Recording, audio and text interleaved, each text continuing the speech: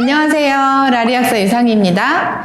오늘은 흔히 피부과에서 엄청난 돈을 지불해야만 얻을 수 있다는 결과를 집에서 아주 안전하고 과학적으로 유도할 수 있는 방법을 다룰 예정인데요. 그 내용을 보시기 전에 구독, 좋아요 부탁드리겠습니다. 진피층의 섬유 아세포를 어떻게 인위적으로 하지만 안전하게 활성화시켜서 콜라겐 합성을 유도할 것인가? 피부 스스로가 구조적인 재건 작업을 수행하도록 스위치를 켜는 메커니즘이 무엇인지 알려드리도록 하겠습니다. 피디님, 우리가 헬스장에서 무거운 중량을 들어 올리면 이 근육세포의 미세한 파열, 미세 손상이 발생하잖아요. 맞아요. 그래서 운동하고 난 다음에는 이제 근육통 생기듯이 막 뻐근하고 되게 아프더라고요. 그 자체로는 파괴적인 행위지만 이후 적절한 휴식을 취하고 단백질을 공급해주면 우리 몸은 어떻게 되죠? 그 아팠던 것들이 이제 근육으로 돼서 더 커지죠, 이제 몸이. 네. 다음번에 스트레스를 견디기 위해 손상된 근육을 이전보다 더 크고 단단하게 만들죠. 이것과 비슷한 생물학적 원리를 피부에 적용한 게 바로 마이크로 니들링입니다.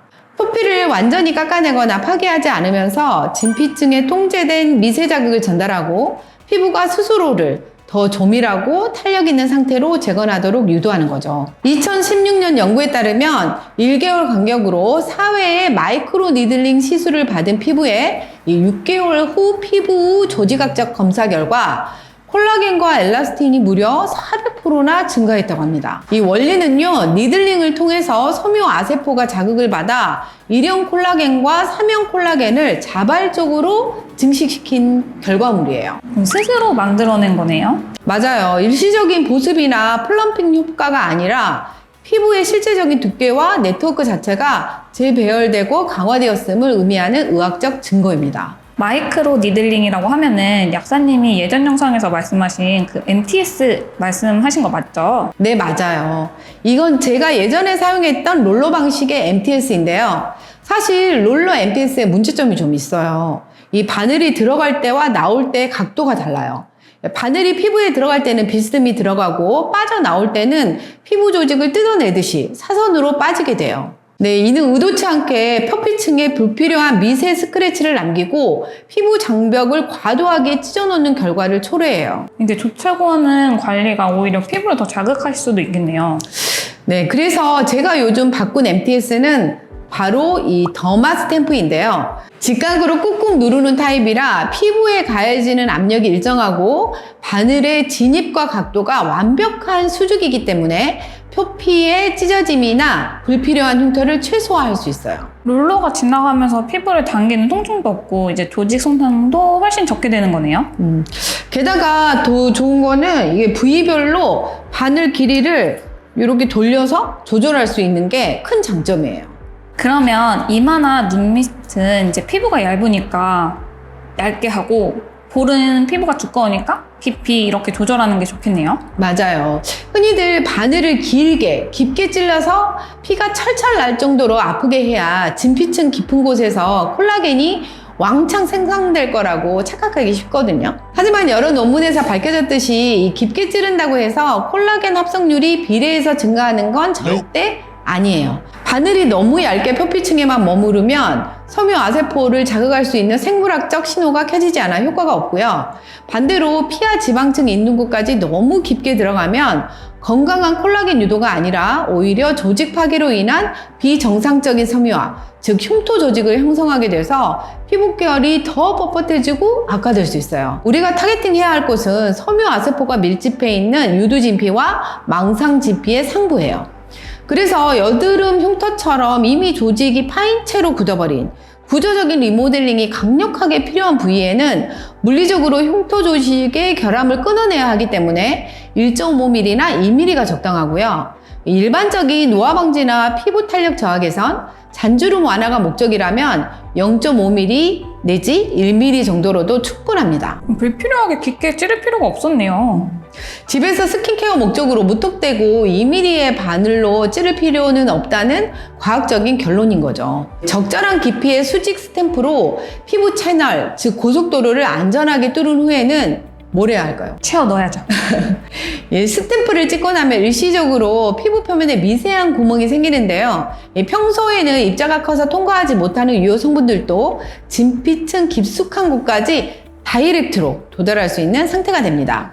하지만 우리 몸은 아주 영리해서 방어막이 뚫린 상태로 방치하지 않아요. 빨리 닫으려고 하겠네요. 혈전과 혈소판이 분비되면서 이 미세 구멍들을 빠르게 닫기 시작해요. 이 흡수 채널이 열려있는 시간은 시술 직후 단 5분에서 10분 사이예요. 생각보다 진짜 짧네요. 그쵸. 창이 닫히기 전에 어떤 성분을 흡수시키느냐가 콜라겐 삽입 프로의 질을 결정하게 됩니다. 이 향료나 방부제가 가득한 일반 크림을 바르면 어떻게 될까요? 심각한 자극과 염증만 유발됩니다. 그럼 오히려 독이 되겠네요. 섬유화 세포가 세포 분열과 단백질 합성을 폭발적으로 진행할 수 있도록 아주 좋은 성분을 넣어주면 좋겠죠. 저는 고맙게도 여러 화장품 회사에서 좋은 화장품을 보내주고 계신데요. 저는 그 화장품을 잊지 않고 하나하나 사이클링해서 써보고 있어요. 일정 기간 동안 한 회사 제품을 다른 제품과 섞지 않고 써보는 거죠. 그 중에 제가 요즘 꽂힌 제품은 바로 이 NMN 화장품입니다. 최근에 항노화 영양제로 유명한 그 NMN을 마이크로 니들링 후에 바른다는 건가요? 그러면 이제 어떤 효과를 기대할 수 있죠?